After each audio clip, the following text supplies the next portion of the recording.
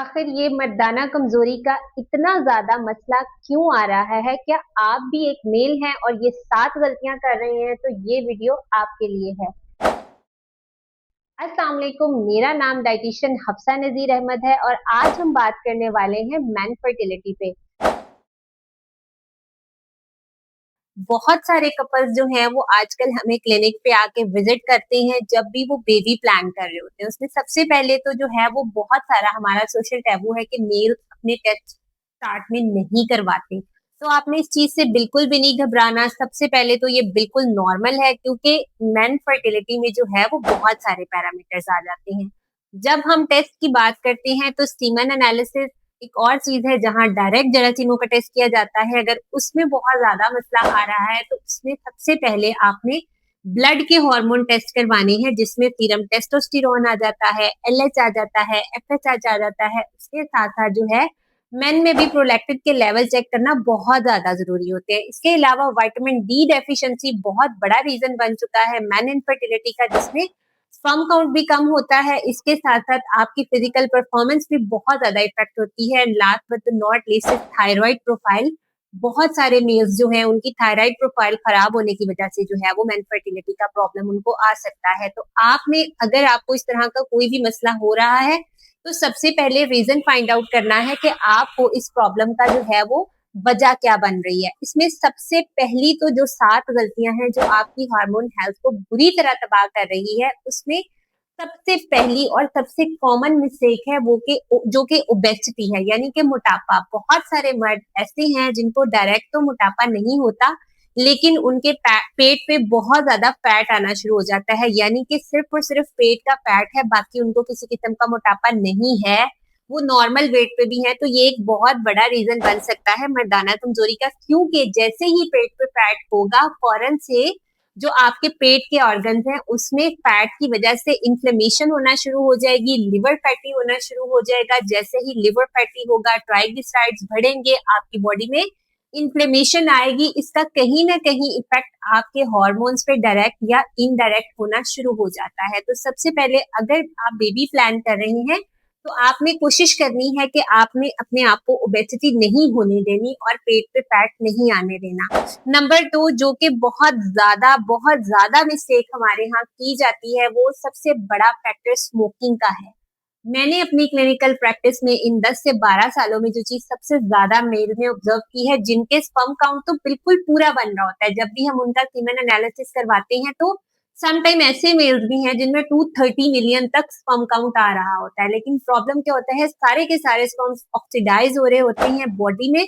इतनी ज्यादा free radical production, अब मैं ये साइंटिफिक टर्म्स यूज कर रही हूँ, शायद आपको मेरी बात की समझ ना आ रही हो, तो मैं आपको सादे अल्फाज में बताती हूँ कि आपके जिस्म में कुछ इस तरह के कंपाउंड्स बनने लग जाते हैं जो कि जिस्म को जंग लगाते हैं, जिस्म को खराब करते हैं, जिस्म में बुरे सेल की प्रोडक्शन होना शुरू हो जाती है, आपका जिस्म आलूदा होना शुरू हो जाता है, बहुत सारे जहरीले मादे आपके जिस्म में बनना शुरू हो जाते हैं और आपकी बॉडी में जो है वो एंटीऑक्सीडेंट यानी कि अच्छी चीजें कम हो जाती हैं जो कि आपको सेहतमंद बनाती हैं। तो स्मोकिंग एक बहुत बड़ा रीजन और बहुत बड़ा फैक्टर है मेन इनफर्टिलिटी का, जिसमें जरासीम जो है वो मर्दों का सीमन एनालिसिस करवाने पे पता चलता है कि या तो स्पर्म ऑक्सीडाइज हो रहे हैं या सारे के सारे डेड हो रहे हैं और स्पर्म की जो है वो मोटिलिटी बुरी तरह खराब हो रही है।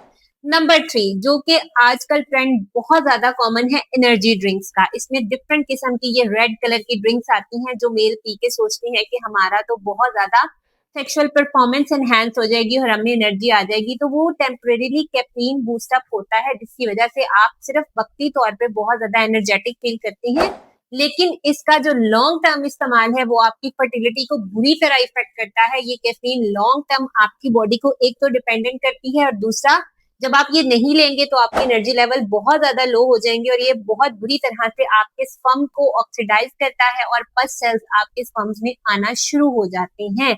उसके अलावा जो बहुत ज्यादा फैक्टर पार्टिसिपेट कर रहा है आजकल की जेनजी जनरेशन, बल्कि मैं कहती हूँ बहुत ज्यादा आजकल ये चीज कॉमन हो गई है, जो कि पुअर स्लीपिंग हैबिट्स हैं। आपकी रूटीन इतनी ज्यादा खराब होने की वजह से भी आपकी फर्टिलिटी बहुत ज्यादा इफेक्ट होती है, क्योंकि डेफिनेटली अल्लाह ताला ने रात सोने के लिए और दिन जागने के लिए बनाता है। जब भी आपने रात को जागना शुरू कर देते हैं और दिन में सोते हैं तो ये जो 1-10 बजे से लेके सुबह 5 बजे तक आपकी बॉडी में रिकवरी का टाइम है, जिस टाइम पे आपकी बॉडी ने अपनी तोड़-फोड़ को मुरम्मत करना है, आपकी बॉडी में हार्मोन्स को बढ़ाना है और आपको पता है सुबह तहज्जुद के वक़्त या फिर अज़ान के वक़्त का जो वक़्त होता है, उस टाइम पे आपकी बॉडी में टेस्टोस्टेरोन के लेवल मैक्सिमम तक मेंटेन होते हैं। अगर आप बेबी प्लान कर रही हैं, तो वो बेस्ट टाइम है आपके लिए।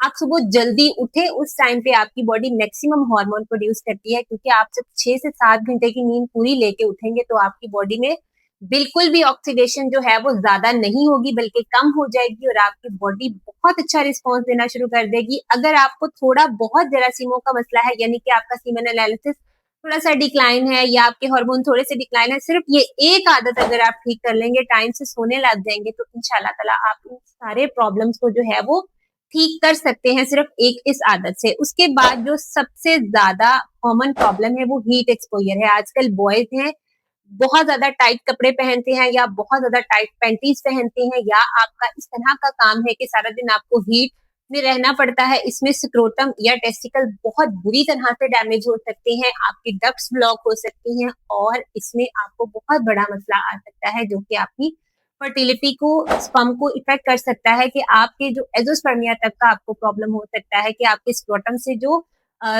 क्या कह उसको क्या कह सकते हैं कि स्क्रोटम से जो आपकी वेन या आपकी नाली जो स्पर्म्स को लेके जाती है, वो बुरी तरह से डैमेज हो सकती है और आपके स्पर्म जो है वो इजैक्यूलेट ही नहीं होंगे। उसके बाद स्ट्रेस एक बहुत बड़ा रीजन है आजकल हमारी जिस तरह की हम जिंदगी गुजार रहे हैं, इसमें स्ट्रेस बहुत ज्यादा कॉमन हो गई है। तो आपने स्ट्रेस को अवॉइड करने के लिए सबसे पहले तो एक बीइंग मुसलमान मैं कहती हूँ कि एक तो 5 वक्त की नमाज पढ़ना शुरू करें, दूसरा वॉक और थोड़ा बहुत योगा जो है वो बेस्ट एक्सरसाइज है आपकी स्ट्रेस को रिलीव करने के लिए। अगर आप 30 से 40 मिनट वॉक एक दिन में शुरू करते हैं, तो ये आपकी स्ट्रेस को बहुत अच्छे तरीके से कंट्रोल कर सकती है। उसके बाद न्यूट्रिएंट डेफिशिएंसी एक मेजर रीजन है, जो कि बीइंग न्यूट्रिशनिस्ट मैंने बहुत ज्यादा ऑब्जर्व किया है। जब भी आप किसी डॉक्टर को विजिट करते हैं, डायरेक्ट जाके या हार्मोन ही खाना शुरू कर देते हैं, तो जरूरी नहीं होता कि आपको हार्मोन का मसला और आप हार्मोन खाएं। उसमें सबसे पहले न्यूट्रिएंट डेफिशिएंसी जैसे कि vitamin D, zinc, protein, vitamin C, ये सबसे कॉमन डेफिशिएंसीज मेल में हो सकती हैं, जिसकी वजह से आपको मेल हार्मोन खराब हो रहा हो, उसके साथ साथ आपकी परफॉर्मेंस भी खराब हो रही हो। तो आपने इन साथ के साथ हैबिट्स को आज ऑब्जर्व करना है, कमेंट करना है कि आपको इनमें से कौन सा प्रॉब्लम आ रहा है, ताकि हम आपको जो मैं प्रॉपर उसी टॉपिक पे वीडियो बना के लगाऊं और आपके कमेंट का प्रॉपर रिप्लाई करूं। अगर आप मेरे से कांटेक्ट करना चाहते हैं, तो कांटेक्ट नंबर मेंशन कर देंगे, आप राब्ता कर सकते हैं। आपने इस वीडियो को अपने फ्रेंड्स और फैमिली मेंबर्स के साथ लाजमी शेयर करना है और मुझे लाजमी लाजमी फॉलो कर लेना है, सब्सक्राइब कर लेना है, बेल आइकन को प्रेस कर देना है।